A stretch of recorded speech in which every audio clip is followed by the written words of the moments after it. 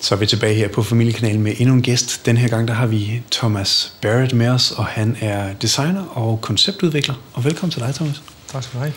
Thomas, du har sådan nogle gode idéer for udviklingen af Esbjerg og omegn. Det er egentlig derfor, vi synes, det kunne være spændende, at du kommer ind. Men jeg ved ikke, om jeg bare skulle lade dig fortælle om en af idéerne først. Det kan du så godt.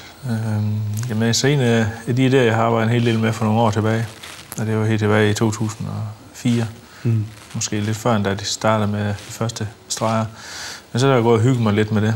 Og så har jeg jo prøvet at se, hvad der kunne ske, hvis man fjernede banen, godsterminal og det, der ligger inde i midtbyen i dag. Hvad har vi så af muligheder her i byen? Ja. Og så ud fra, at jeg har fået den væk, så har jeg så prøvet at sige, at vi skal have banen gravet ned under niveau, i stedet for, at vi har den liggende oppe i niveau. Okay. Og der har du så en lille, jeg ved ikke om kameraet kan være med på den, men hvad hedder det, at hele den her plads, hvor vi i dag har togspor, der skulle vi have en plads og en mulighed for at komme frem og tilbage med Østerby. En kulturakse. En kulturakse? Ja, altså med alt muligt. Ja. Man kunne have stillet en arkitektkonkurrence ud med, hvad kan der bruges til det her område. Mm-hmm. Og så ud fra det. Ja. Vi har... Men er man er jo nødt til at have banegårds... sporene skal jo ind på en eller anden måde. Yep. Men der bliver også meget areal tilbage, når man har fjernet godsterminalen. Ja. Men så kunne man jo grave det andet 2 eller 3 spor ned der. Ja. Så det er selvfølgelig sandt.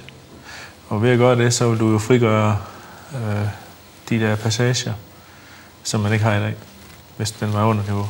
Ja, klart. Så kan du føre de 4 bydele, øst, vest, syd og så videre sammen. Ja. Men den her tegning, den er fra hvornår? 2004. 2004? 5 stykker det omkring. Ja, måske noget jeg har lavet før også. Og nu ser det jo ud som om, at der rent faktisk kommer et center, hvor togene går ind, men de ligger ikke under niveau, vel? Det ved jeg ikke helt, om det er deres planer. Nå, okay. Men jeg tror, det ikke er tanken lige nu der. Okay. Så. Hvad så med den her? Det er så lidt samme kort ud fra. Hvad vil du beskrive med den? Jamen, der er, for at kunne finde ud af det her, der er man nødt til at sætte sig ind i, hvad det er for nogle bevægelsesmønstre, der er i hver del også. Ja. Og så har jeg kortlagt det. Altså, man kan ikke se det på det her billede, men de har forskellige markeringer. Mm-hmm. Altså de farver, der er og stipler. Okay. Og så holder jeg dem op imod hinanden for at finde ud af, hvad der kan flyttes rundt på. Ja. Og nu har du tegnet den røde linje her.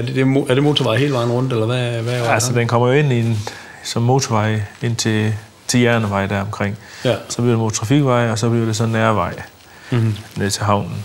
Ja. Men den kan jo godt have en betydning ud mod Fiskeri- og Søfartsmuseet og bindes sammen ude ved Vestkystvejen og så ude hen til, afkørslen i Gissing Nord. Ja. Så har man jo en ringvej rundt om hele byen. Okay, altså en lidt større type, ikke nødvendigvis motorvej, men en lidt større type, som sådan kunne gå hele vejen rundt. Det synes jeg da også er en rigtig fin idé. Hvad har du ellers af gode idéer? Jamen, jeg ved ikke. Altså, jeg har jo ud fra det her lavet nogle tegninger til, hvor motorvejen kommer ind ved havnen lige. Ja. Og der har jeg så forestillet mig, at man udnytter den store rundkørsel, der skal være mellem Esbjerg, Sydhavn og Østerbyen. Det er den her, vi snakker om, ikke? Jo. Ja. Og hvad vil du så gøre med det? Jamen, jeg vil simpelthen bare tage de der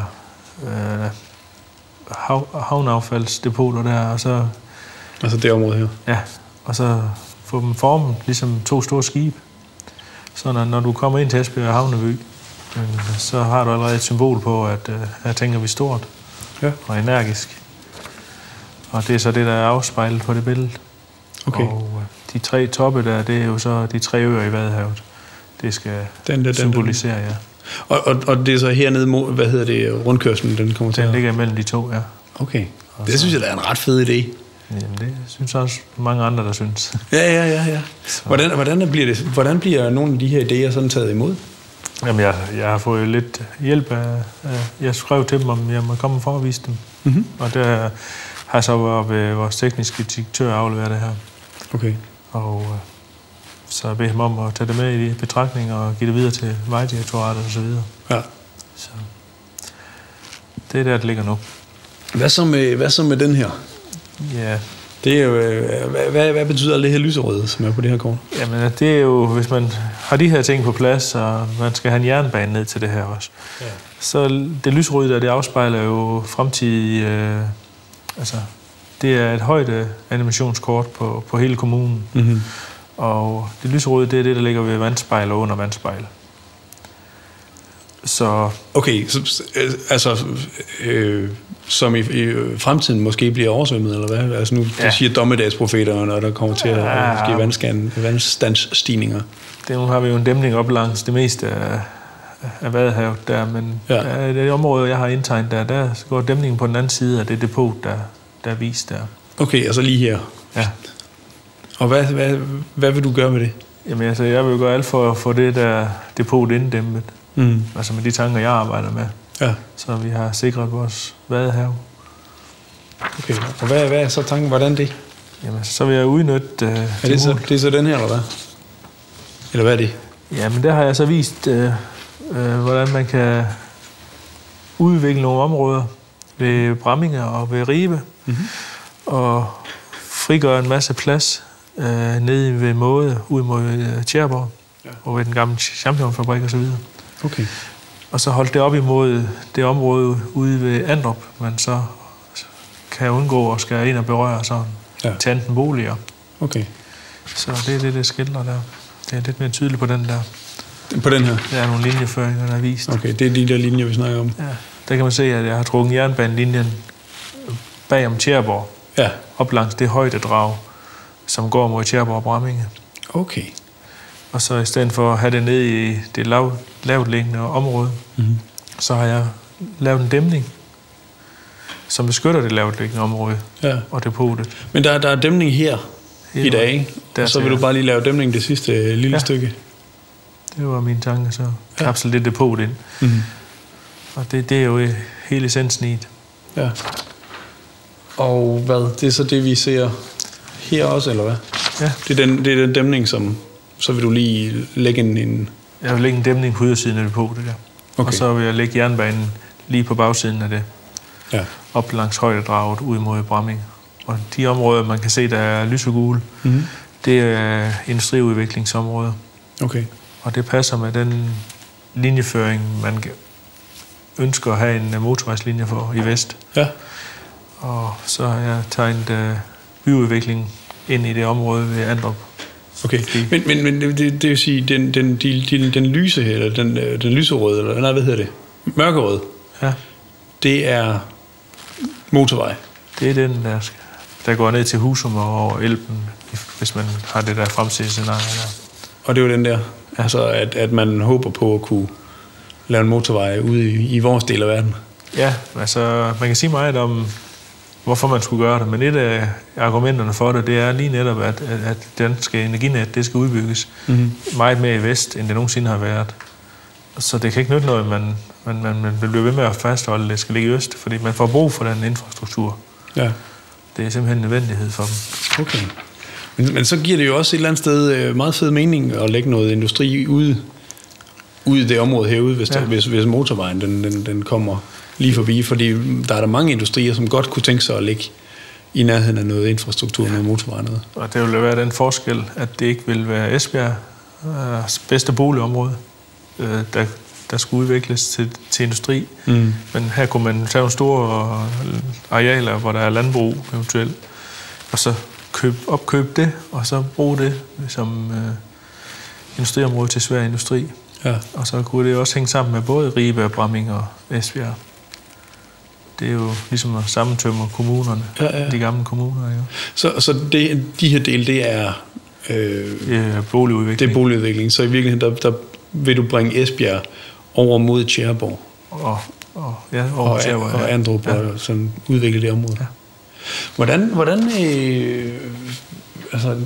Hvordan får man så nogle idéer som de her? Fordi det er jo fantastiske gode idéer. Men det er ikke noget, jeg har gået og tænkt på nogensinde. Nej, men nu tænker jeg jo meget over tingene.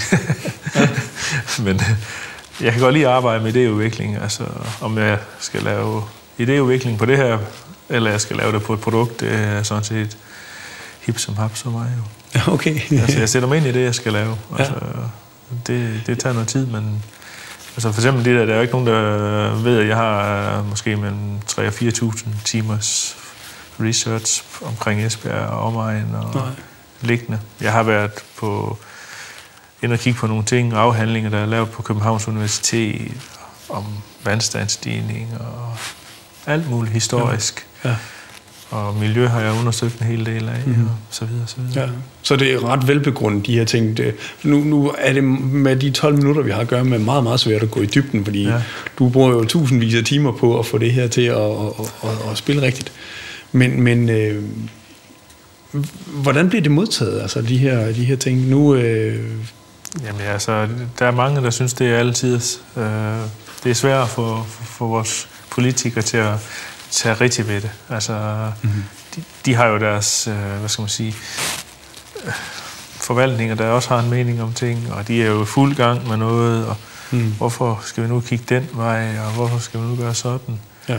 Altså, sådan er ting jo tit bundet sammen, ikke? Hvor jeg så måske kaster nogle ting ud, der ligger lidt ud i fremtiden, så de håber på, at de har lidt tid til at agere på os. Ja. Men vi skal jo sikre det, der ligger ude i fremtiden. Vi skal jo ikke stå tilbage og sige, at vi gjorde ikke det her. Nej, rigtigt. Nu, men jeg kan jo kun sige held og lykke med at få op til politikerne op, for jeg synes godt, for eksempel den her idé med at få jernbanen ned, så vi kan få bundet Midtby og Østerby sammen, det synes jeg godt nok er en fænomenalt dygtig tænkt idé, altså. Nu skal vi et kraftcenter, hvor togene de kommer susende ud af. Ja, det kunne være så blæret. Ja. Thomas, tusind tak, fordi du tænker nogle af alle de her tanker. Tak, fordi vi måtte få lov til at blive ganske kort indviet i overfladen på alle de her gode idéer. Tak, fordi du kom. Det var så lidt.